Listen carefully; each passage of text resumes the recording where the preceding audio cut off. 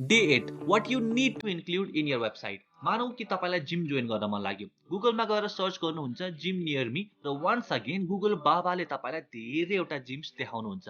अब तपाईले gym join गर्नको लागि वेबसाइटमा हेर्ने कुराहरू के हो त नि? हामी हेर्छौं कि त्यो जिममा इक्विपमेन्ट्स र मसिन्सहरू के छ भनेर, के सर्भिसेस छ लाइक सौना, स्टिम, शावर, जुम्बा, बक्सिङ। हरेक सर्भिसेसको प्राइस के छ त नि? Monthly, quarterly, yearly. Gym trainers छ कि छैन? पहिला आएको कस्टमर्सहरूको बडी ट्रान्सफर्मेसन भएको छ कि छैन? Reviews of the gym and so on. यो सबै कुरा यदि तपाईले वेबसाइटबाटै पाउनु भयो भने तपाई त्यो जिम जोइन गर्ने माइन्ड मेकअप पनि गर्नुहुन्छ र त्यहाँ इन्क्वायरी गरेर यदि तपाई कन्भिन्स हुनुभयो भने एन्डमा गएर तपाईले जिम जोइन पनि गर्नुहुन्छ। त्यसैले हरेक बिजनेसले बुझ्नुपर्छ कि एउटा प्रोस्पेक्ट कस्टमर बन्नको लागि के इन्फर्मेसनहरू हेर्न खोज्छ र त्यो सबै इन्फर्मेसनहरू वेबसाइटमा हाल्न एकदम जरुरी छ। यसको लागि बिजनेस ओनरहरूले प्रोस्पेक्टले एभ्री टाइम के क्वेशन्सहरू फ्रिक्वेन्टली सोधिरहेको हुन्छ त्यो एफएक्यूहरूलाई वेबसाइटमा राम्रोसँग राख्न पनि सक्नुहुन्छ।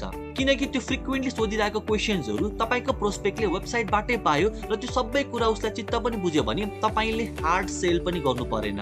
त्यो वेबसाइटबाट 50% सेल भइसकेको हुन्छ र 50% तपाईलाई इन्क्वायरी गरेर तपाईले राम्रोसँग कन्भिन्स गर्नुभयो भने त्यो प्रोस्पेक्ट कस्टमर बन्ने चान्स एकदमै हाई हुन्छ। अब तपाई तल कमेन्टमा लेख्नुस् कि तपाई कुनै वेबसाइटमा भिजिट गर्नुभयो भने के इन्फर्मेसनहरू हेर्न खोज्नुहुन्छ।